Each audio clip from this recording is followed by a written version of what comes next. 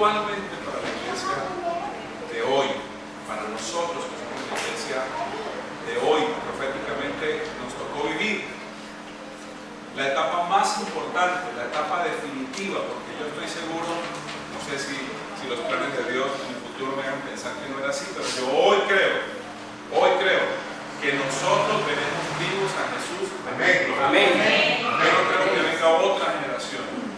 La verdad, el tema de ver nietos y nietos, como a veces uno sueña por ahí, pues yo ni lo contemplo. Yo creo que por otras razones.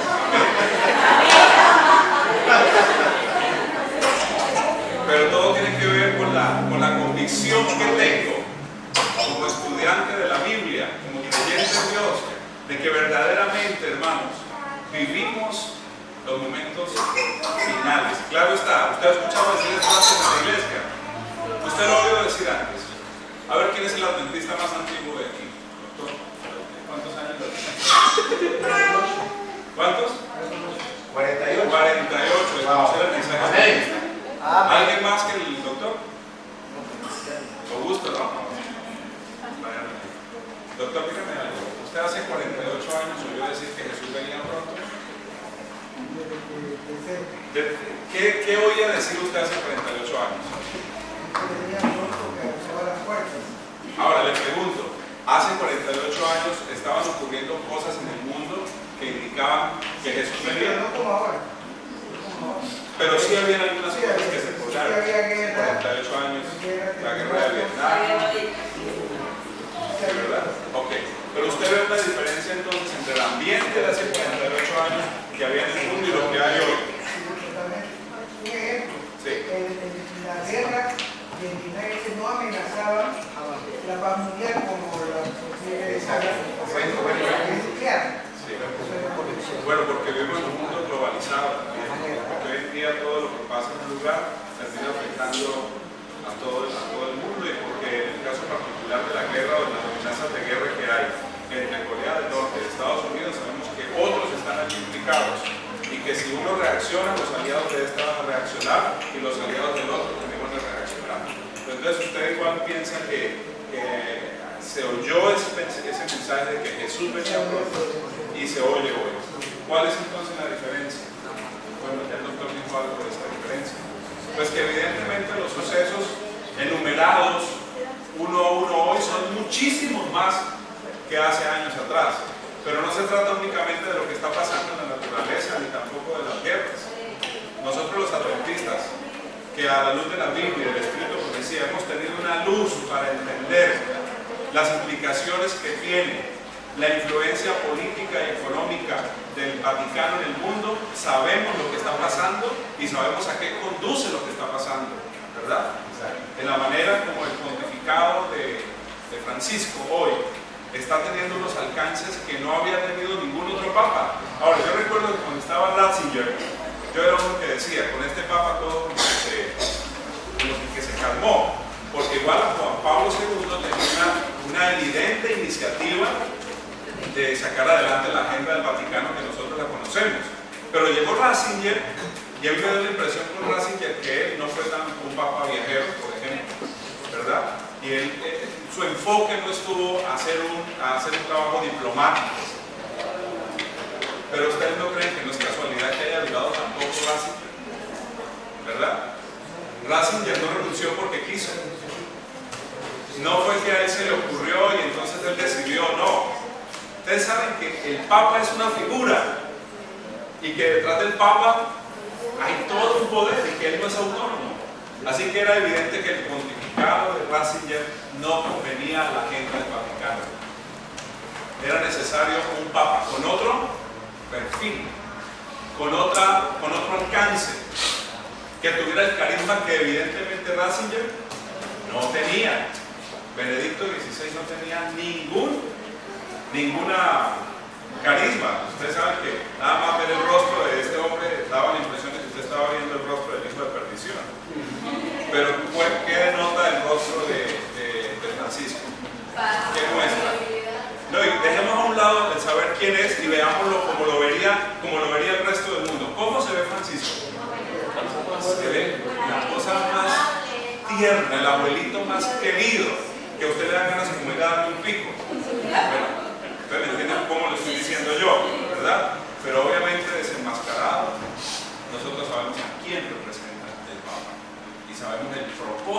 detrás de esa diplomacia. Mire, él acaba de estar en Colombia, hace 15 días estuvo en Colombia. Y pues nosotros estamos muy pendientes de lo que pasa en nuestro país y vemos muy de seguido los noticieros. Y fueron 2 semanas en los que 24 horas al día. Era impresionante. Los noticieros anunciaron antes de su llegada que la transmisión de la visita del Papa no tenía precedentes en la historia de la televisión en Colombia, ni porque nos visitara en el pasado Obama o cualquier otro personaje. Nunca hubo una cobertura mediática como la que obtuvo el Papa. Los ojos de todo el mundo, de Colombia, de todos los colombianos que estuvieron, quiéralo o no, estaban centrados en la figura del Papa. Y visitó como 4 o 5 ciudades. Entre esas visitó la ciudad de nosotros, de donde nosotros somos, en la región de Los Llanos, Villavicencio se llama.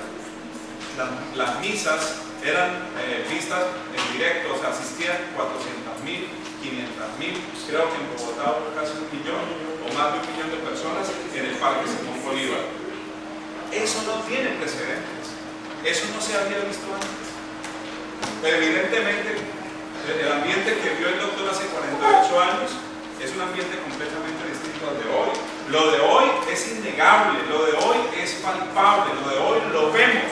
A mí me preocupa, para entrar en el tema, todavía no hemos llegado de lleno, pero a mí me preocupa una cosa, que hay 3 actitudes que deben desarrollarse frente al tema de la profecía, frente al tema de la agenda del Vaticano y lo que está pasando en el mundo. 1, nosotros debemos conocer, nosotros debemos interpretar, pero hay una tercera cosa muy importante que debemos hacer frente a las profecías, y es aplicar.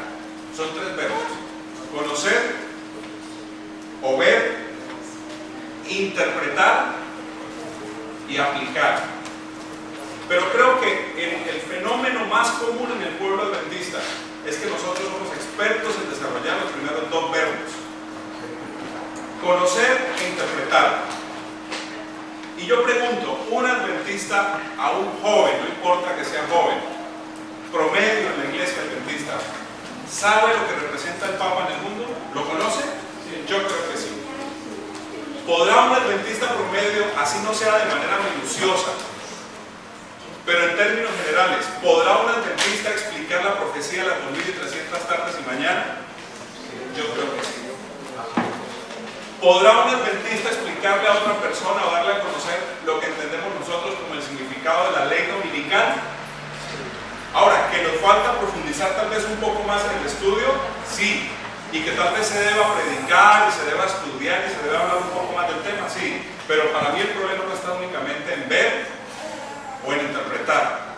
El gran problema es que nosotros no alcanzamos a llegar al tercer verbo, que es aplicar, es decir, que ese mensaje no solamente produzca una expectación, porque a veces, yo sé que esto no va a gustar un poco a algunos tal vez lo que voy a decir, pero yo sé que los eventos que están pasando hoy en el mundo, con los desastres naturales y con lo del tema del papado y todo esto, desarrollan una emoción temporal, momentánea, como una expectación. A ver si encuentro la palabra más apropiada que se me está escapando. Ustedes me captan la idea de lo que quiero decir. Algo emocional en el momento, está pasando en el momento, pero si después de estos meses llega el verano y dejan de ocurrir terremotos durante un tiempo, y dejan de pasar huracanes, y dejamos de estremecernos con las noticias de hoy, ¿qué creen ustedes que va a pasar con esa expectación? Va a disminuir y volvemos otra vez como a lo mismo. Entonces el problema no está en ver, en conocer ni en interpretar. El problema está en que el conocimiento de la palabra, el conocimiento de las profecías, no está teniendo el alcance que debe tener de aplicación, de transformación en nuestra vida. Y algo semejante es lo que dice Dios para la iglesia de hoy a través del mensaje de Apocalipsis, capítulo 3, que vamos a estudiar en los siguientes minutos. Capítulo 3 de Apocalipsis, versículo 14 en adelante. En los versículos anteriores y en el capítulo anterior encontramos un mensaje extenso que se conoce como el mensaje a las 7 iglesias del Apocalipsis. A las 7 iglesias del Apocalipsis. Y del versículo 14 en adelante, del capítulo 3, está el mensaje específico a la iglesia de la Odisea. ¿Quién es la iglesia de la Odisea? ¿Quiénes representan la iglesia de la Odisea? Díganlo, hermanos, ¿quiénes? Nosotros, ¿verdad? Como dijo el pastor Elovilio esta mañana, yo, usted y yo, para el mensaje de la Odisea, del testigo fiel de la Odisea, es un mensaje para la iglesia de hoy. Y lo que contiene el mensaje de la Odisea, al igual que los mensajes a las otras 6 iglesias, es una radiografía muy específica y muy real de lo que pasaría con esa iglesia. Y aquí nosotros, al leer este mensaje y compararlo con nuestra realidad, ratificamos una vez más la infalibilidad de la palabra profética. ¿Por qué la Biblia dice que la palabra profética es la palabra más segura? Porque lo que aquí contiene el mensaje de la Odisea es evidentemente cierto para lo que es la iglesia de hoy.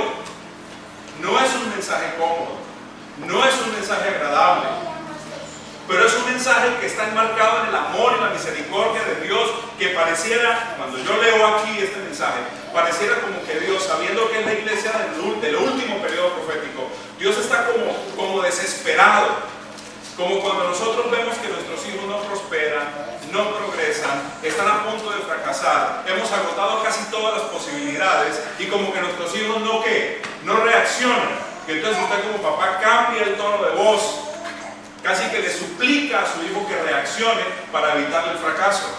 Y cuando el testigo fiel, que es Jesucristo, le habla a la iglesia en esos términos, como desesperante, como angustiado, como diciendo, ¿por qué la iglesia, justamente la iglesia de los últimos días, tiene que vivir esta amarga experiencia espiritual? Porque la descripción que hace aquí el testigo fiel del espíritu que reinaría durante la época de la iglesia de Odisea es una descripción triste, pero triste más aún es darnos cuenta que corresponde a lo que vemos hoy en la iglesia, se ajusta a lo que vemos hoy en la iglesia. Ahora, cuando uno predica este mensaje a personas que no conocen el contexto completo del plan de salvación, probablemente la persona se confunda y diga, pero entonces, ¿cómo sé yo que esta es la iglesia verdadera si corresponde a semejante descripción espiritual? La más nueva tal vez de los que están con nosotros es Giselle, yo creo, ¿verdad?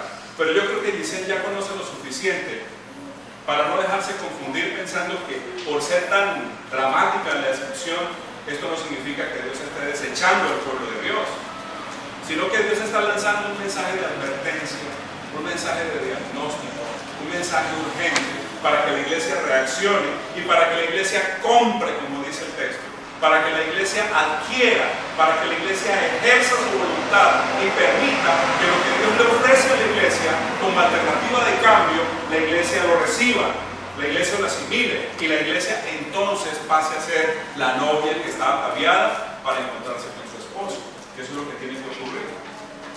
Vamos a ir al relato. Y les voy a invitar a que ustedes me acompañen en una lectura pausada, sistemática, y un análisis de lo que tiene Dios para decirnos hoy a nosotros que somos la iglesia de la Odisea. Versículo 14. Escribe al ángel de la iglesia en la Odisea, en la fe, el testigo fiel y verdadero, el principio de la creación de Dios, dice esto. Versículo 15. Yo conozco tus obras, que ni eres frío ni caliente. Ojalá fueras frío o caliente. Yo voy a estar leyendo con ustedes a medida que leo la Biblia. Ustedes van a acompañar la lectura de la Biblia, no hay forma de proyectar. Pero voy a estar leyendo una serie de textos del Espíritu de la Profecía que amplían el mensaje, que detallan lo que quiere decir Dios en la Biblia. Por ejemplo, la primera pregunta que vamos a desarrollar en estos 2 versículos que hemos leído está respondida en Primeros Escritos, tiene respuesta en Primeros Escritos, página 270. Ella dice lo siguiente: dice Elena de Guay, pregunté cuál era el significado del zarandeo que yo había visto, y se me mostró que el zarandeo lo motivaría el testimonio directo que exige el consejo que el testigo fiel dio a la iglesia de la Odisea. Es decir, el estudio, la presentación, la interpretación del mensaje que tiene el testigo fiel para la iglesia de la Odisea producirá el zarandeo. O sea, la iglesia será removida cuando se le predique de manera clara lo que dice el mensaje del testigo fiel a la iglesia de la Odisea. Más aún, dice la misma página 270. Escuchen esto.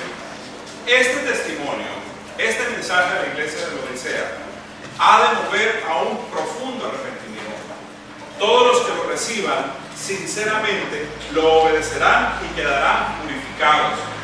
Es decir, no es que todos lo van a rechazar y que esto va a producir un zarandeo que hará que todos se vayan, pero predicar este mensaje a algunos les provocará que se aparten de la iglesia porque no logran una identidad con el mensaje que se predica, pero a otros los moverá al profundo arrepentimiento. Lo obedecerán, dice ella, y quedarán purificados. Ahora, de acuerdo a estos dos textos que acabo de leer, ¿ven ustedes la importancia de estudiar este mensaje para nosotros hoy? ¿Cuál es el testimonio del testigo fiel? Primero, volvamos a leer el versículo 15. Yo conozco tus obras, que ni eres frío ni caliente. Ojalá fueras frío o caliente. Dice Testimonios para la Iglesia, tomo 3, página 143. El mensaje a la iglesia de la Odisea es una denuncia sorprendente y se aplica al pueblo de Dios actual. No hay que mirar para otra época de la historia. Es esta época. La destrucción o la denuncia que se está haciendo aquí es para nosotros hoy. El autor, que es lo primero que debemos ver en el estudio, el autor de este testimonio, o sea, el testigo fiel es Jesucristo. El testigo fiel es Jesucristo. Jesucristo nuestro Salvador. Ahora, cuando un mensaje de amonestación llega a nosotros, cuando alguien nos habla para amonestarnos, ¿qué dice o cómo reacciona la naturaleza del hombre cuando alguien le está amonestando? Se molesta. Rechazo. ¿Qué otra reacción ocurre cuando alguien le está amonestando? Busca justificarse y otras cosas más. Pero yo le voy a poner el siguiente ejemplo, el de los hijos. ¿Qué padre no amonesta a un hijo? Bueno, habrán padres a los que no le importan sus hijos y tienen a sus hijos al derecho. Pero los padres que tratamos de ejercer autoridad, casi a diario, estamos amonestando a los hijos. Yo he oído a Linet amonestando a Andrés con amor. Amén. ¿O no? Casi. Pero, aunque Andrés, perdóname que voy a tomar el ejemplo de Andrés, perdóname. Aunque Andrés lo que escuche de su mamá le pueda causar algún tipo de rechazo, molestia, qué sé yo, Andrés, que es un muchacho inteligente, después de oír todo el discurso de la mamá, ¿qué va a entender? ¿Por qué Andrés va a terminar aceptando la amonestación? Básicamente, ¿por qué? Porque proviene de dónde? De Linet. ¿Amará a Linet Andrés? Yo me atrevo a decir que lo ama con todo su corazón. Y Andrés lo sabe, ¿verdad? Esto vamos a mejorar mucho en estos días, la verdad. Nosotros somos Andrés. Y Dios es Linet. Nos habla Jesús. Y aunque suene duro lo que Jesús dice, porque es una denuncia clara la que está haciendo Jesús, y ahora vamos a ver en detalle de qué se trata, lo primero que en este estudio debemos hacer es entender que el que nos habla es Jesús. Y que Jesús nos ama profunda, entrañablemente, incomparablemente. Entonces, por lo tanto, podemos estar seguros que como nos ama, no nos adula. Miren, si ustedes me oyen hablar de mis hijas en público, yo nunca cometeré el error de hacerlas quedar mal, de hablar mal. Nunca cometeré el error de decir que mis hijas son lo peor y que mis hijas tienen unos problemas. No, pero internamente mis hijas me han oído hablar, francamente. Ellas necesitan oír, ¿verdad? Por lo general, cuando yo hablo en público de mis hijas, y eso es un consejo de los psicólogos para todos los padres, bueno, yo trato de nunca avergonzar a mis hijas. Es más, al interior de nuestro hogar siempre hemos dicho, la ropa sucia, nada en casa, no tengo que decir, lo hablamos nosotros 4, ¿verdad? Sin embargo, aquí yo veo a Dios que le habla públicamente a todos sus hijos y los señala. Porque en su amor Dios no comete el error de adularnos. Porque algunos predicadores enfocan su predicación como una autoadulación. De manera clara, Jesús, sin pelos en la lengua, le habla a sus hijos y le muestra la terrible condición espiritual en la que están viviendo. Pero lo hace movido por el mismo amor y misericordia, porque Él se interesa en nuestra salvación. Y Él sabe que como está ahora la iglesia, con las evidencias de lo que se vive en la iglesia, como dice Elena de White, será diezmada. Ni uno de cuánto, dice ella, de 20, no de 10. Yo, cuando detallé, yo decía a veces ni uno de 10, se me había metido la idea, pero justo en estos días dije, no, estoy diciendo mal, es uno de 10. Encontré el párrafo donde ella dice ni uno de 20. ¿Qué porcentaje es uno entre 20? 0, a ver, ayúdenme. 1 entre 20, ¿cuánto es porcentualmente? Sería el 5%. Es el 5%, porque el 10% sería 2. Pero de 20 dice ella ni uno. Pues esta es nuestra realidad. Y hermanos, no significa que venir a la iglesia sea una evidencia de que usted es más santo que otro. No. O sea, no por venir al culto mañana y tarde somos más cristianos y más espirituales que otros. Sin embargo, sin detallar nombres, sino hablando de la iglesia, cuando usted ve que en la iglesia vienen 200 personas en la mañana y usted ve que en la tarde vienen 20, sin detallar nombres, usted sí puede llegar a una conclusión: algo anda mal. Algo anda mal. Algo anda mal. Algo estamos haciendo mal. Porque ese 80% que no está durante el día sábado conectado con las actividades de Dios, no creo que el 100% de ese 80% esté haciendo algo productivo, esté haciendo algo significativo, esté en una actitud, no aquí, pero en otro lugar, pero conectado con Dios. Creo que algo anda mal. Repito, lo primero que estamos viendo es que nos habla, por crudo que sea el mensaje, por duras que sean las palabras de Jesús, es un mensaje lleno de misericordia. Siempre, hermanos, usted va a encontrar misericordia en cada frase de la palabra de Dios. No importa el mensaje que presenta. Váyase al Antiguo Testamento, coja una ilustración de la vida del pueblo de Israel. Mire usted esos capítulos duros, de esas guerras donde había derramamiento de sangre en abundancia y donde morían miles de personas.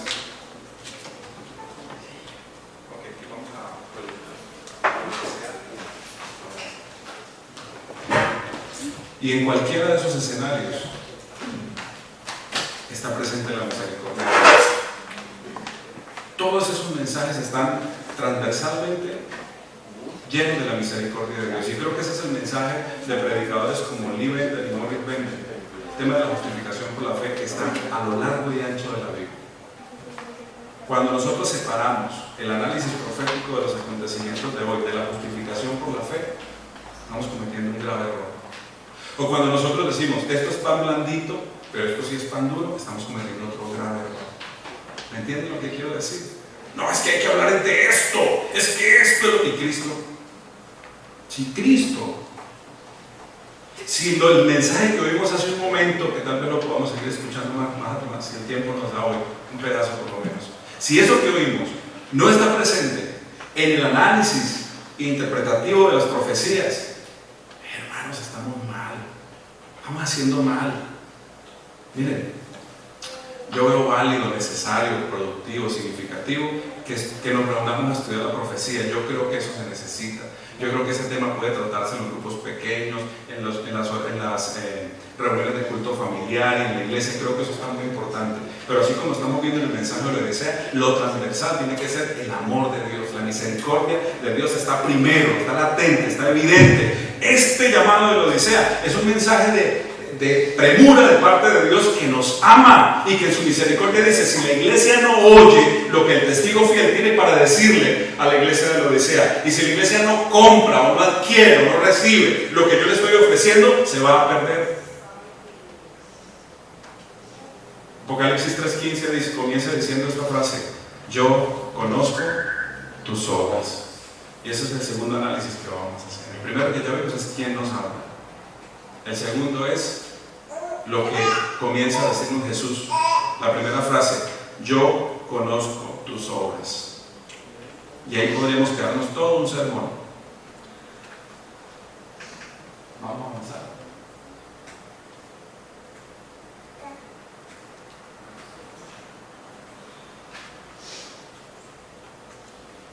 Yo conozco tus obras. Jesús conoce todo de nosotros. ¿No creen que esa frase amerita un análisis profundo? ¿No creen? Vamos a bajar un poquitico. Creo que esa frase merece más cuidado, más atención. Jesús nos conoce.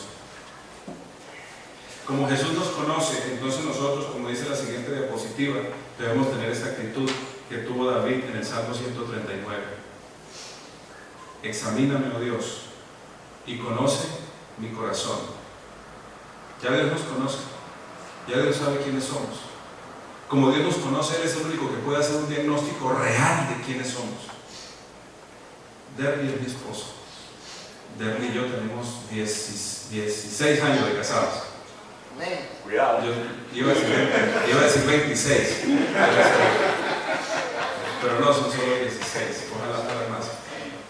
Y de conocernos, estamos cumpliendo 30 años de conocernos, porque los dos estudiamos juntos en quinto primaria. Yo la conocí en un salón de clases, somos compañeritos de clase. Derly y yo hemos hablado horas. Yo creo que si sumáramos todas las horas que los dos hemos pasado hablando, serían miles de horas. Porque ella y yo todavía tenemos la costumbre, bueno, ahora no tanto, porque ahora ya uno comienza a dormirse como más temprano, los años, no sé, pero nos trasnochábamos hablando, ¿verdad? Y hablábamos. Pero Derby, con todo y que es mi esposa, no me conoce completamente, no me conoce. Yo creo conocer muchas cosas de su vida, pero estoy seguro que hay cosas que yo desconozco de Derby. El único que puede decir, te conozco, el único es el testigo fiel y verdadero. Entonces, conoce la iglesia, como Él la conoce en detalle, cada una de las unidades que compone la iglesia. Por eso es que este reporte del testigo fiel es fiel, es real. Y no tenemos por qué molestarnos de que el testigo fiel nos diga lo que Él conoce. Yo conozco tus obras. No eres frío ni caliente. Quisiera que fueras frío o caliente, así que por lo mismo que eres tibio, te vomitaré de mi boca. Vamos a hacer un análisis en este título que está allí, elementos que componen la tibieza. Vamos a hacer un ejercicio para que sea participativo. El tema es fácil de comentar, así que por bancas, les voy a pedir que hagan lo siguiente. Desarrollen ese título. ¿Qué elementos creen ustedes que componen la tibieza de la que habla aquí el testigo fiel para la iglesia de la Odisea? Por favor, tomen 3 minutos. Ahí, aquí hay 4, allá Bielka y Carmen 2, allí Isaías y el doctor y Miguel pueden hacer un grupo. Rapidito. ¿Qué elementos componen o identifican la tibieza? ¿Cómo es que esa tibieza de la que habla el testigo fiel es evidente? Háganlo por favor allí 2 minutitos. Tomen en este momento tiempo para hablar de ese tema. ¿Qué elementos componen la tibieza? Si quieren tomar nota de decir, nosotros concluimos que hay 3 o 4, menciónenlos en una listita allí. Yo luego les voy a preguntar.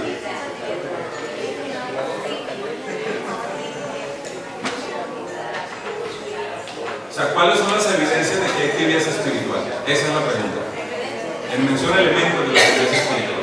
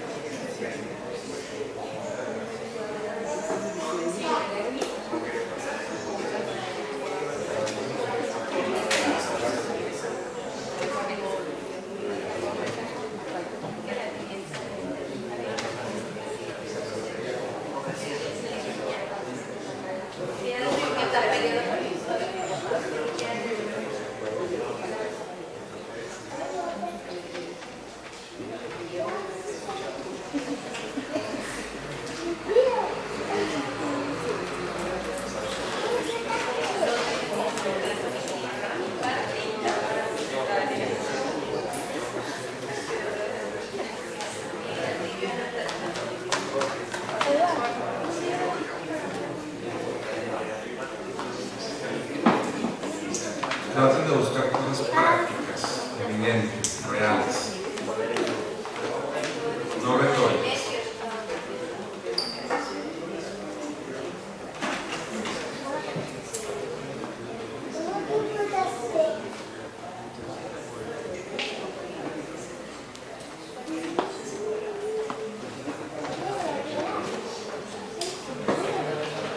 Muy bien, voy a pedirle a mi esposa que tome nota de lo siguiente, haga una listica en el celular, puede ser.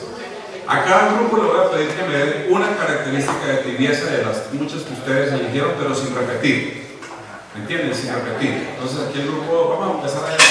El grupo de Andrés y Giselle, ya están en la esquinita. Y así, y cada uno dice una. Si la que usted tiene ya está, no la de otra que alguien vaya a ver si hacemos una lista amplia y nosotros mismos hacemos ese análisis detallado de qué significa, qué tiene en mente Dios cuando dice que somos un pueblo tibio. Empecemos el análisis. Andrés, Giselle, ¿quiénes están ahí con Alison? ¿Están en un solo grupo? Bueno, deme una. Una. Alison, ¿quién lo va a hacer? Bueno, cuando nos acordamos de Dios solamente cuando tenemos problemas y cuando en realidad debe ser acordarse en todo momento, ya sea en las alegrías, en las tristezas. Muy bien, a ver, resumamos eso en una frase. Confianza en Dios solo en momentos de necesidad, solo en momentos, buscamos a Dios solo cuando necesitamos que Él nos resuelva algo. Cuando Dios nos es útil para resolver algún problema, solo en ese momento lo buscamos. Es eso lo que nos quieren ver. ¿Ustedes creen que esa es una evidencia de tibieza espiritual? ¿Estamos de acuerdo? ¿Qué otro grupo hay ahí atrás? Los chicos de negro. Jorge, ¿tienen algo allí? ¿Verdad? Bueno, entonces el otro grupo, Dina. Cuando no estamos comprometidos con ningún vaso, estamos como en el medio. Acá no nos comprometimos ni acá ni acá y vamos por donde nos Sin compromiso. No hay compromiso. O sea, estamos ahí como por figurar, por ocupar, pero no estamos comprometidos. Los nini, dicen allí. En el término político dicen los nini. Ni esto ni lo otro. Ni chicha ni limonada, dicen por allí. No hay compromiso. Hermana Nivel e Isaías, ¿qué elemento destacarían ustedes de la tibieza espiritual que se ve en la iglesia ahora? Falta de amor. Muy bien. ¿Ese amor se traduciría en qué? Falta de amor real por el prójimo. Bueno, muy bien. Ok. También. Escuchen esto que acaba de decir aquí Fátima y Abdiel. Dicen doble cara, doble vida. Somos unos aquí en la iglesia, ¿verdad? ¿Y cómo nos ven en la iglesia? ¿Cómo nos ven? ¿Cómo nos vemos con la corbata puesta? Muy bien, ¿verdad? Tenemos un cargo en la iglesia. Mi nombre figura entre la felicitación que dio el pastor esta mañana de tiempos de frente. Yo estoy ahí, yo soy aportante, estoy ahí, ¿verdad? Yo tomo parte en el liderazgo de la iglesia, tengo responsabilidades que cumplo, pero fuera de la iglesia soy otra persona. Mire, yo tuve aquí una experiencia con alguien que me encontré en la calle. Yo creo que bueno, tengo que decir que es una dama porque no puedo, para poder contar. Yo me encontré una dama de la iglesia en un lugar de Panamá. Y yo creo que ella deseó en ese momento no haberse encontrado conmigo, porque a mí me costó al comienzo identificar que era la hermana fulana de tal. Era una persona completamente distinta por su manera de vestir y aún por las joyas que llevaba, que demostraba ser cualquier persona menos la que yo conocía aquí en la iglesia. Porque yo en la iglesia no la he visto así, pero la vi afuera y la vi completamente distante. Ahora, yo no voy a entrar a juzgar su corazón. Yo solamente al verlo, lo que vi, yo digo, no hay una coherencia entre quien yo conozco en la iglesia y a quien veo caminar por la calle cumpliendo sus deberes y sus cosas, qué sé yo. Somos una cosa aquí y somos otra cosa allá. Por aquí, evidencia de tibieza espiritual.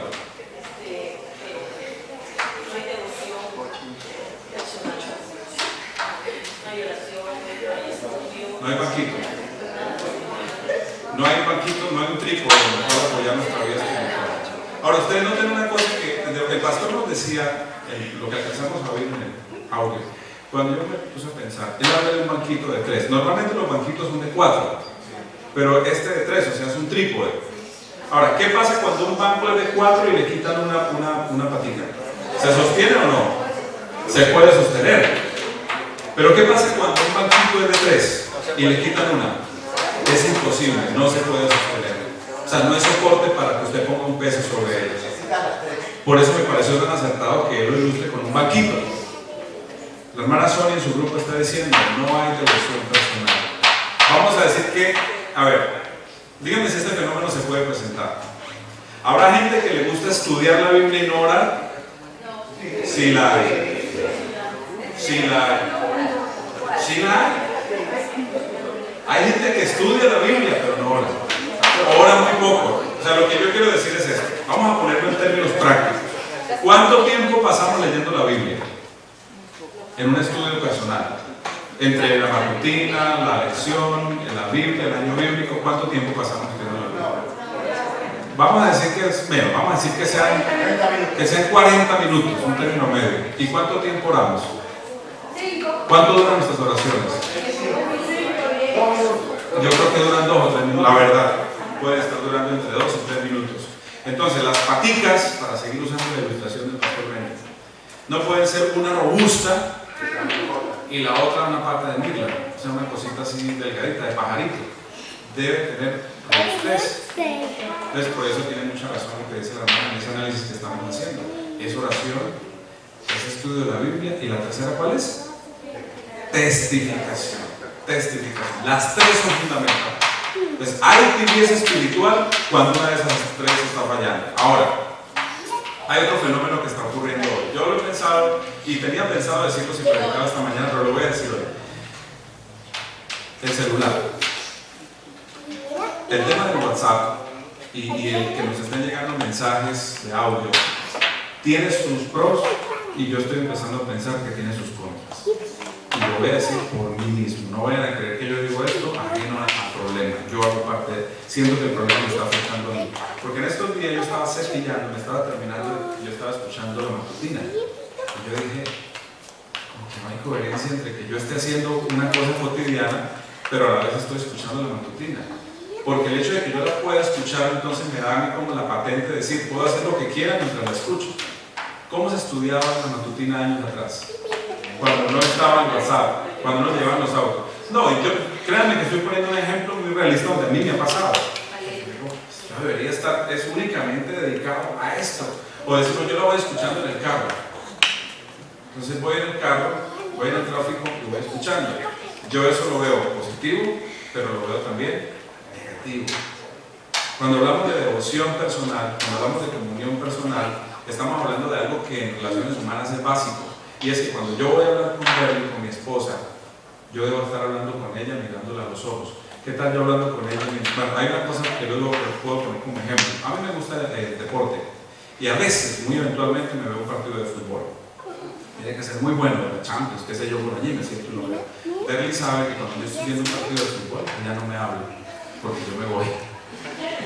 Y ella a veces se molesta, pero te estoy hablando y yo, a mí, y ella puede llegar media hora diciéndolo. Porque yo me concentré, pues así mismo debe ser nuestra devoción con Dios. No hay nada más fastidioso que hablar con una persona que no te esté mirando a los ojos o que no te esté prestando atención. Cuando Dios me habla a través de la matutina, del año bíblico y todo esto, yo debo estar desconectado de otra cosa y debo estar concentrado. Cuando eso no ocurre, hay tibieza espiritual. Ustedes que analizaron. Bueno, han mencionado ya varias, no sé si esa quedó, pero al final usted casi la mencionó, la parte de testificación. Ah, bueno, eso no lo hemos mencionado. Podemos tener, ahora yo creo una cosa, hermano Wilfredo, yo creo que la tercera, si las primeras 2 funcionan bien, debería la tercera ser un resultado natural. O sea, si hay de verdad oración y si hay estudio y escudriñamiento de la escritura, debería venir como consecuencia, debe ser espontáneo, debe surgir. Entonces por eso volvemos a que el pastor acertadamente habla de un banquito de 3. Si falta una, faltan las otras. Pero si hay 2, yo creo que hay muchas posibilidades. En el mismo orden.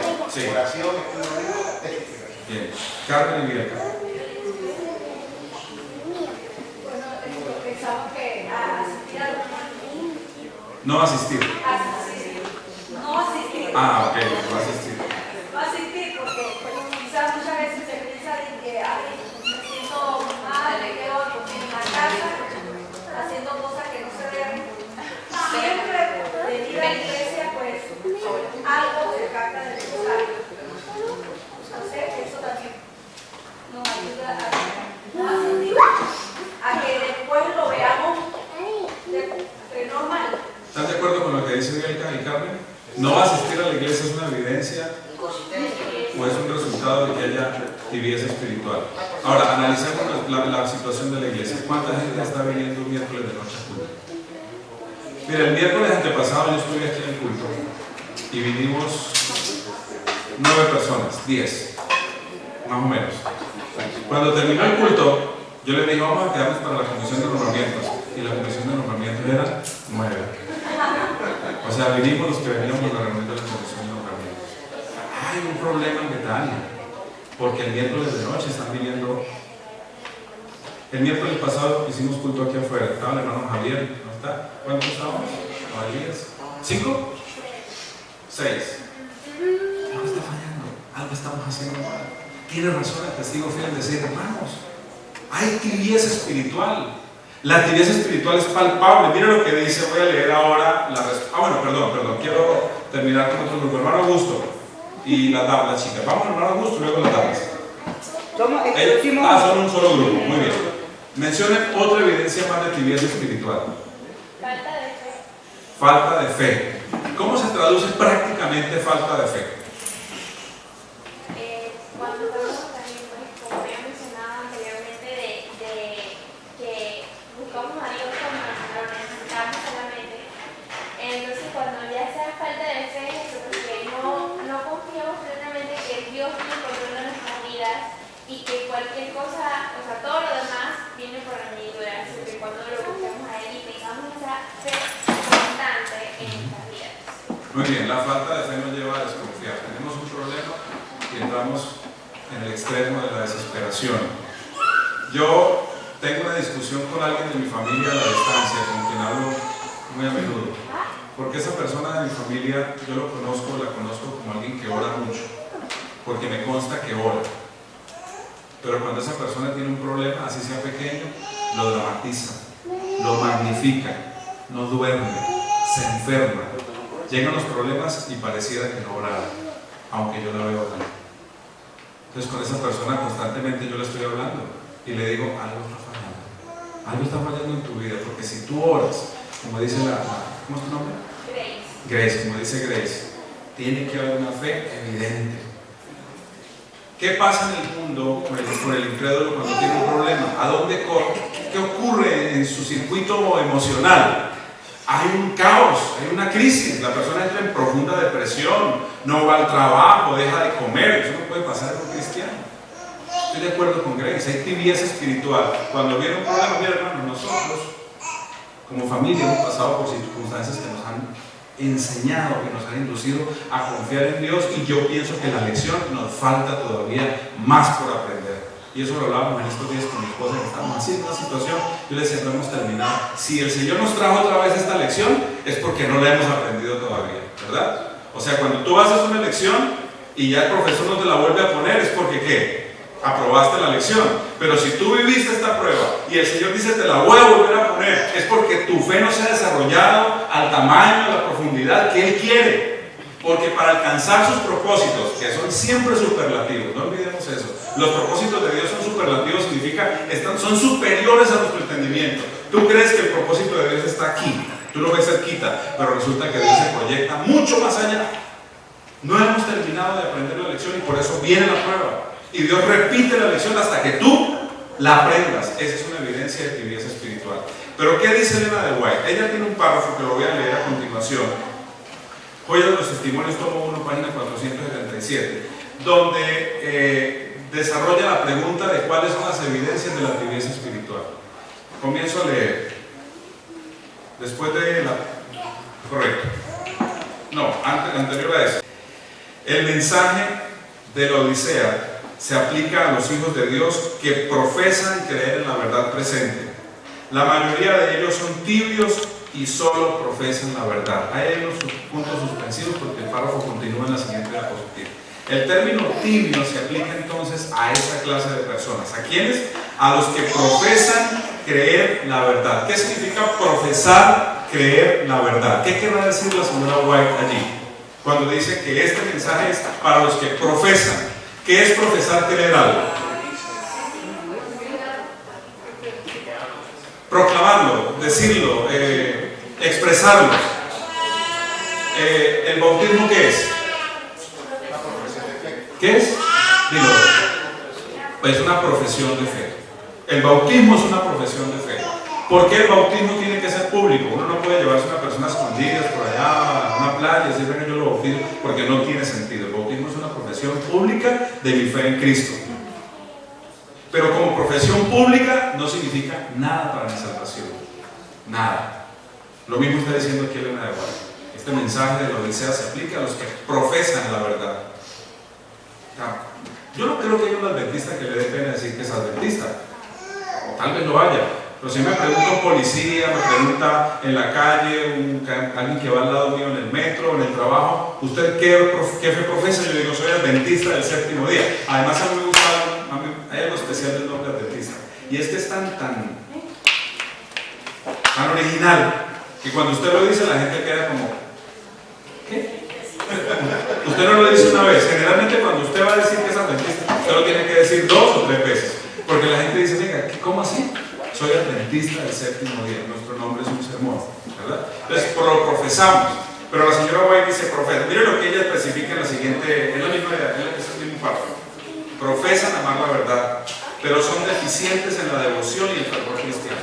Profesan, declaramos, pero somos deficientes en la devoción y el fervor cristiano. No se atreven a abandonar de todo la verdad y corren el riesgo de los incrédulos.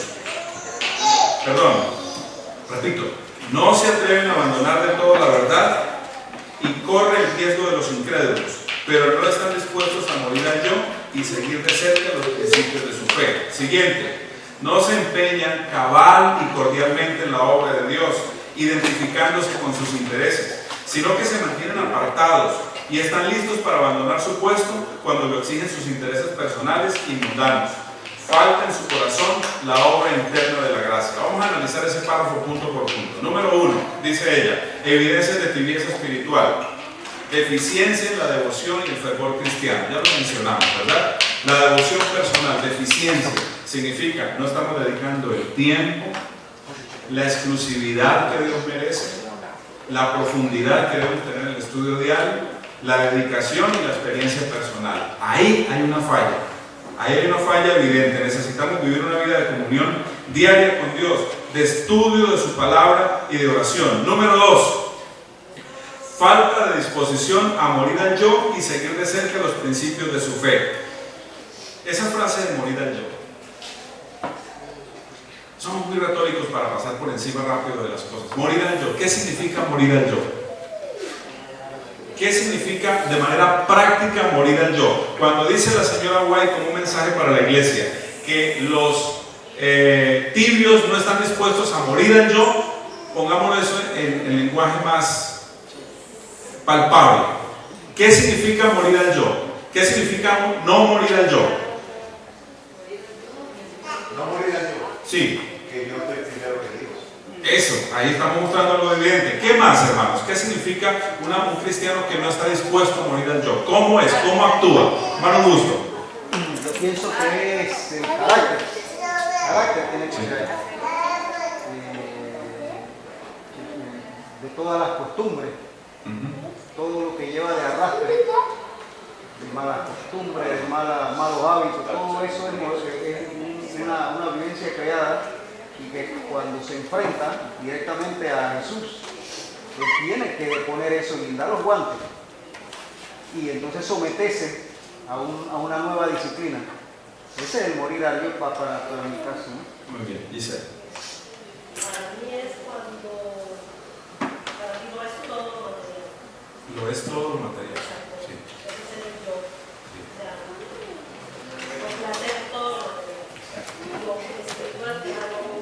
secundario en otro lugar y primero lo material. Carlitos. Pastor, eso que es otro engaño. No aceptar que estamos equivocados, que no estamos mal.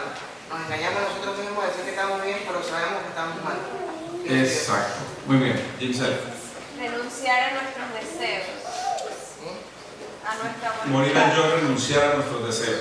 Pero miren, yo lo escuchaba al pastor Benny cuando empezó el audio que escuchamos, que él decía que el papá pidió a otros pastores que le ayudaran a entender el tema de qué le faltaba a él. Y él decía, entregar el corazón a Jesús. ¿Qué es eso? Eso es lo que yo estoy intentando decir con morir al yo. Porque es que a veces todo se vuelve tan retórico que suena etéreo. Pero yo lo que quiero es que traigamos eso a la realidad. Un ejemplo de morir al yo. De no querer morir al yo. ¿Quién más? La frase es que yo soy así. Sí. Y me tienen que aceptar así. Yo soy así. Ese es mi carácter. O así es mi familia. Así somos nosotros. Así somos los palacios. Así somos los lescanos. Yo soy así. Eso es. ¿Qué más? A ver. Vamos aterrizando el tema y mostrarlo de manera práctica. ¿Qué es no morir o morir? ¿La qué? Autojustificación. Autojustificarme y no reconocer. Bien. Cristo pide la posesión. Perdón, Elías, disculpe. La forma como yo me estaba enfrentando a morir al yo, de una manera práctica, es saber que si yo me acuesto a las horas necesarias, mi cuerpo no se repone. Estoy infringiendo una ley física que a la vez es una ley que forma parte del principio o de los principios de Dios que se adicionan al decálogo. Y pues morir al yo es tener que acostarme temprano. Indistintamente veo que, y bueno, esa parte. Bueno, él acaba de dar el ejemplo más claro del ejercicio que yo quiero que hagamos todos.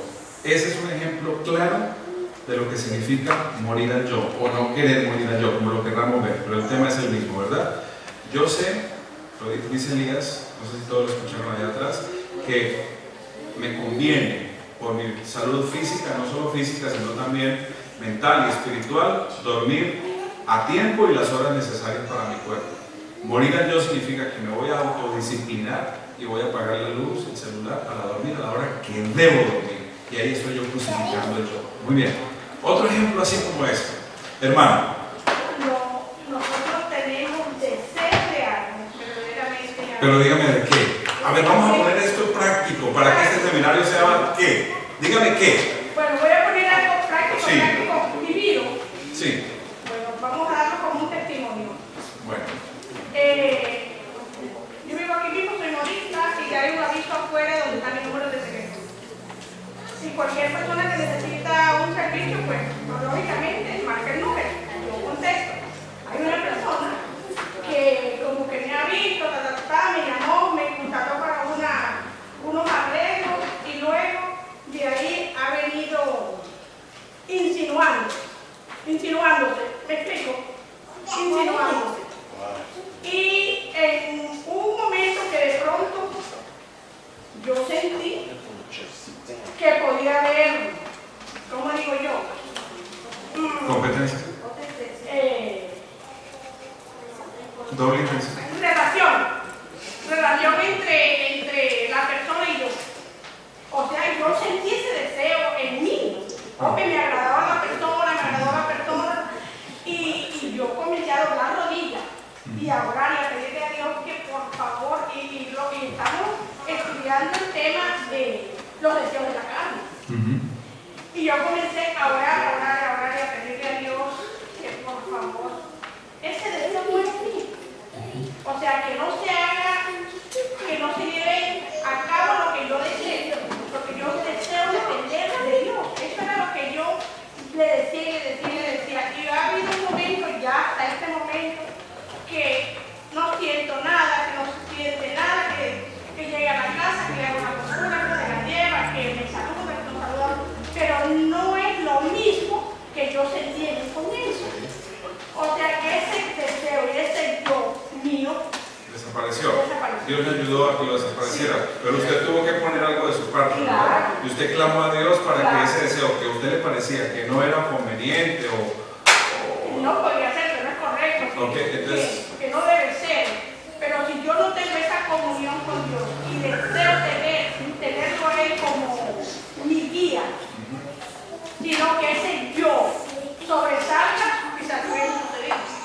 más quiere dar otro ejemplo? Con ustedes. Morir al yo lo veo como el hecho de permitirme incomodar. Es decir, para mí sería más cómodo ahorita estar en la casa durmiendo. Por la casa de Dios yo prefiero. Para mí sería más fácil ver un programa de televisión que hacer el culto en la noche. Entonces está esa lucha y qué decido. Para mí es más fácil y para la mayoría de los cristianos sería más fácil no dar diezmo y ofrenda porque tendría más dinero. Pero yo sé que el Espíritu Santo me ha enseñado a través de la Biblia que yo debo dar a Dios. Entonces es dejar cometer a mano mis deseos y que Dios sea el que decida. Muy bien. Jorge. Morir al yo es no hacer lo que a mí me gusta, sino hacer lo ¿Qué? que Dime qué, no me digas así. Por ejemplo. Vamos a... Entiéndame a dónde estamos llevando. No, pero ya voy. Muy bien, El pastor Vende, en una de sus un día de las conferencias, él habló acerca de las películas. A él le gustaba ver muchas películas de Chuck Norris. Entonces, cuando él ve las películas de Chuck Norris y iba a hacer el devocional, no se enfocaba bien en el devocional. Todo le ayudaba a la película. Entonces, por ejemplo, si yo sé que algunas películas no son buenas, porque afectan mi espiritualidad, no debo ver esas películas. En vez de perder tiempo viendo películas que disminuyen, ¿verdad?, mi nivel espiritual, prefiero que desea Dios, dedicaré el tiempo en la lectura de la palabra, en el devocional, en películas cristianas o otra cosa y no ver ese tipo de películas. Muy bien. Yo les vamos a terminar esta parte contándoles un testimonio mío que yo ya lo dije ahora respecto al fútbol. Muy real. Hermanos, ustedes no se imaginan cómo me gustaba a mí el fútbol. No es que ya no me guste, pero si hablásemos porcentualmente de hace 3 años atrás, ¿cómo vivía yo el fútbol? 3 años nada más, no hace mucho. Yo era una persona que el domingo, mi esposa y mis hijas lo saben, yo era preceptor en la universidad. Entonces en la universidad los domingos se jugaba fútbol en la cancha todo el día, de las 7 de la mañana hasta las 6 de la tarde, había un partido cada hora y media diferente porque teníamos un campeonato. Y yo era como el coordinador de ese campeonato y además era el técnico de uno de los equipos que jugaban ese campeonato. Yo a las 7:30 de la mañana estaba en la cancha y yo estaba todo el día viendo fútbol, todo el domingo, ¿verdad? Y como ser preceptor, yo tenía unas horas pico, o sea, temprano en la mañana yo tenía que estar con muchachos teniendo el culto, tal. Luego cuando ellos iban a estudiar y todo, yo tenía ya tiempo libre, así que al mediodía yo casi siempre estaba viendo fútbol. La Champions, la UEFA, la Libertadores, la CONCACAF no veía mucho, pero hermanos, veía fútbol. Yo creo que en la semana, entre en vivo y en televisión, yo veía unos 15, 16 partidos de fútbol. Tal vez hay semanas que yo veía 20 partidos de fútbol. Y algo pasó hace 2 años antes de venir a Panamá. Eso fue antes que el Señor me llamó la atención. Y yo renuncié a todo. Y yo fui y les dije a los muchachos, hasta aquí llegué, no soy más técnico de fútbol, renuncié, me escarapé la FIFA y entregué la coordinación. Y nunca más, mi esposa sabe, volví a la cancha de fútbol. Y yo hice un cambio, fue así, de un día para otro. Y todos me decían preceptor, pero ¿qué pasa? Y los muchachos no lo podían creer porque era que yo era fanático del fútbol, hermanos. Pero había días en partidos de fútbol que a mí se me salía el carácter. Y yo me metí a la cancha a pelear con los árbitros. Y yo era el pastor Hans, el preceptor. Dios como que un día me sentó y me mostró como en una película, mira el cristiano que tú eres, qué vergüenza. Un día que tuve un problema en la cancha y quedé muy mal. Y Señor, qué pena. Me alejo de esto y lo corté. Ahora todavía me veo un partido de fútbol, pero mi esposa sabe que lo veo muy excepcionalmente. Yo creo que llevo meses sin ver un partido de fútbol. Me negué al yo. Como decía Jorge, me gustaba, me encantaba. No dormir temprano. Es una tentación no dormir temprano, ¿verdad? Nos gusta, preferimos estar charlando, comentando, facebookeando, qué sé yo. Lo tenemos que cortar. Eso es morir al yo. Sigamos, tercero. Sí. Recién cuando entré a la iglesia, a mí siempre me ha encantado la música. Pero yo tenía mucha música. ¿Qué música le gustaba? La balada sobre todo, pero me gustaba bastante el rock suave, el rock suave, por ejemplo, eso, Playa, así que yo tenía bastante música esa, por ejemplo. Eso yo lo escuchaba siempre, y aún después que llegué a la iglesia, yo siempre escuchaba música por suave, regularmente instrumental. Así que un buen día me propuse, tengo que dejar de escuchar ese tipo de música. Escuché a un pastor hablar sobre la música, cuando yo tengo que cortar con esa música. Entonces, a pesar de que tenía CDs originales de música, los tiré a la basura. Los tiré a la basura y conseguí entonces música cristiana para escuchar. Morir al yo. Eso es morir al yo. ¿Y por qué yo quiero que lo hagamos así práctico? Porque repito, si usted oye morir al yo, por ejemplo, a esta juventud que está aquí, tenemos que ilustrarles qué es morir al yo. Yo quisiera que un joven se animara a dar un ejemplo para cerrar esta parte. No sé si mis hijas o alguno quisiera decir, ¿dónde usted ve una evidencia de lo que es morir al yo? Que sea una experiencia personal. ¿Quién quiere hacerlo? ¿No? ¿No se animan? Alison.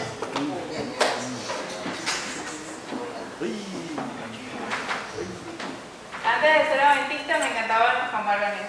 ¿Los qué? Era mi comida favorita. Y dije que eso no me hacía bien y lo dejé a un lado, y hoy en día cuando juego me da asco. Amén. Amén. Alison, tu testimonio es muy lindo. Así es. Eso es morir al yo.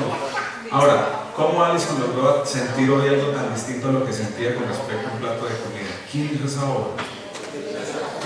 ¿Alguien más? Jorge. Bueno, la verdad sabe que yo soy extranjero, ¿no? Y como adventista no puedo trabajar los sábados.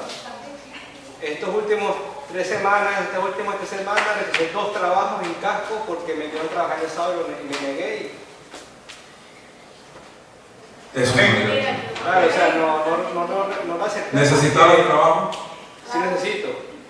Hice 2 trabajos porque me quería trabajar el sábado y dije que me negué por eso y impartí mi fe, pues, de que soy adventista y que no debo trabajar los sábados. Amén. Muy bien. Tercero, los tibios en la iglesia de la Odisea de hoy no se empeñan cabal y cordialmente en la obra de Dios, identificándose con sus intereses. No hay empeño, no hay compromiso y no hay identidad con la obra de Dios. ¿A qué se refiere ese párrafo? De manera práctica, de manera real. ¿De qué está hablando ahí la señora Huerta? De no hay identidad, de no haber compromiso, tiempo o interés para participar en la obra de Dios. Creo que no es difícil, ¿verdad?, responder esa pregunta. ¿Qué va a haber mañana? ¿Y qué vendrá el siguiente domingo? ¿Y qué se espera en esas 2 actividades? Que haya apoyo, que haya participación. No creo, hermano Isaías, que nosotros esperemos que toda la iglesia venga mañana, o sea, los 200 que vienen un sábado. De pronto no podríamos inclusive estar todos allá arriba, pero ¿cómo puedo yo comprometerme con esta obra? ¿Cómo puedo yo participar? ¿Hay algo que yo pueda hacer aunque no sea necesariamente venir? Definitivamente sí. Definitivamente sí. Ahí hay una prueba de... voy terminando, hermano Isaías, ya se me acabó el tiempo. Número 4, dice ella en el mismo párrafo que leímos. Esta es la última parte. Falta en su corazón la obra interna de la gracia. Falta en su corazón la obra interna de la gracia. Entre paréntesis, eso se llama santificación. El que comenzó en vosotros la buena obra la perfeccionará hasta el día de Jesucristo, dice Pablo en Filipenses 1:6. Pero para que esto se logre, se necesita nuestro consentimiento, nuestro interés sincero y nuestra cooperación. Para que Dios pueda terminar la obra que empezó, de parte nuestra tiene que haber una voluntad, un ejercicio de la voluntad. Miren, voy a terminar con Santiago capítulo 4, versículo 7, justamente con este último párrafo que leí. Santiago capítulo 4, versículo 7. Este es un texto, hermanos, poderoso, y en mi experiencia personal de enfrentar las tentaciones como la de dejar el fútbol y otras cosas más, ha sido clave de cómo que le pasó a Alison y los testimonios que acabamos de dar. Esto es lo que tiene que ocurrir. Santiago capítulo 4, versículo 7. Someteos pues a Dios, resistid al diablo y huirá de vosotros. Someteos. Ahí hay tres cosas importantes. Primero dice, y luego ¿qué viene? ¿Y qué pasará con el diablo? Huirá de vosotros. Lo primero es el sometimiento a Dios. Y todo lo que hemos dicho hasta aquí, todo lo que dice el mensaje lo dice, se resume en eso. Un sometimiento de nuestra voluntad a Dios. Uno de los primeros sermones que yo escuché del pastor Buñol siendo muy joven fue el sermón famoso donde él cuenta el tema de las dos bestias. De las dos bestias, ¿sí lo recuerdan? Que una alimentaban a una y dejaron de alimentar a la otra. Y obviamente hubo una que se comió a la otra. Yo eso lo tengo, yo tenía 8 o 9 años cuando escuché ese sermón. Y yo creo haber predicado algo similar. Creo que nosotros debemos ejercer nuestra voluntad en la batalla de la fe, es en el sometimiento a Dios. ¿Enfrentar al enemigo es para mí posible? Yo voy a ser derrotado. La única garantía que yo tengo de que el diablo huirá, porque esa es la frase que Santiago usa, huirá el diablo de nosotros cuando nosotros nos sometamos por completo a Dios. Hay una segunda parte de este estudio que ya no hay tiempo para tenerlo, voy a terminar aquí y quedamos en la mitad. Es probable que el 6 de octubre, que es el último sábado que voy a estar aquí antes de viajar, 7, gracias, 7 de octubre, pudiésemos terminar el estudio, porque falta exactamente la mitad, y de pronto antes de la sociedad de jóvenes, los que quieran venir, vienen y continuamos estudiando el resto del mensaje de la Odisea, ¿les parece? Eso sería entonces a las 3 de la tarde para que a las 4:30 podamos estar empezando la sociedad de jóvenes. Y lo haríamos de hoy en 15 días, exactamente el 7 de octubre. Hermano, Dios nos bendiga. Dios tiene ese mensaje detallado de la Odisea para que sea predicado en la iglesia. Y como dijo el sermón del pastor esta mañana, el tema es para mí. No mire al otro, mirémonos a nosotros mismos. Que Dios nos bendiga y nos ayude a lograr, ¿verdad?, asimilar este mensaje para nosotros de manera personal. Vamos a continuar con el programa. Oremos, por favor, para terminar esta parte. Querido Señor, gracias porque tu palabra no es ambigua. Creo que no hay segunda o tercera interpretación de lo que hemos visto hoy y hemos leído hoy. Y solamente es una parte del mensaje de la Odisea. Hay tibieza espiritual en nosotros. Hemos identificado esa tibieza a través de testimonios personales, mostrando lo que significa no morir al yo. Señor, esta realidad es mi realidad, la de Hans, el pastor de Betania, y es la realidad de Isaías, de Marcos, de Elías, de Linet, de Edward, de Dina, de Annie, de Helen, de todos nosotros, Señor. Tú nos conoces y tú sabes en qué grado de tibieza estamos. Pero Padre, permítenos continuar este estudio para llegar a la conclusión definitiva de que es un mensaje de misericordia y de amor, en el que no solamente haces un diagnóstico descarnado, crudo y real de lo que somos, sino que tú nos dices hay una oferta que yo te estoy haciendo, hay una respuesta, hay una solución para tu problema. Oh Padre, Espíritu Santo, anticipándonos al resto del estudio, ayúdanos a comprar de ti el colirio que limpie nuestra visión espiritual. Ayúdanos a vestirnos de esas vestiduras blancas, limpias, transparentes que son la justicia de Cristo. Oh bendito Señor, ayúdanos a comprar ese oro refinado en fuego y todas estas bendiciones espirituales que has provisto para que se resuelva el problema de tibieza. La necesitamos, lo necesitamos. Amén. Evidentemente, Señor, sin tener que mirar a nadie más, sino mirándome a mí mismo, yo tengo que reconocer que hay tibieza espiritual en la iglesia. Y el problema de la iglesia no es el hermano fulano, sultano, el problema soy yo.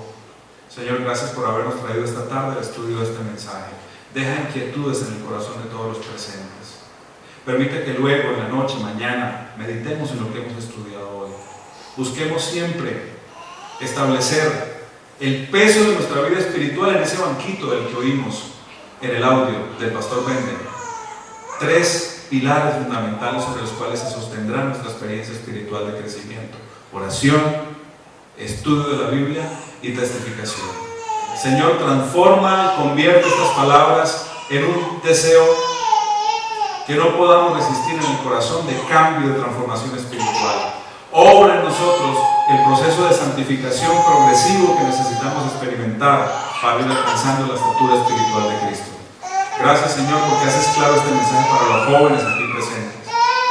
Porque ellos tienen el reto también, como todos nosotros, pero ellos de manera especial, de enfrentar las tentaciones que son cotidianas y constantes en su vida.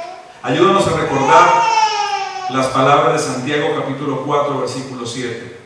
Hay en el sometimiento a ti el secreto de la victoria para resistir al diablo. Porque cuando el diablo, al venir frente a nosotros, al tratar de entrar e influenciar nuestra mente, se encuentre con una mente sometida a Dios, sometida a ti, dice la promesa bíblica que huirá de nosotros. Que esa obra sea completa en mí, que esa obra sea completa en esta iglesia. Te lo pedimos en el nombre de Jesús. Amén.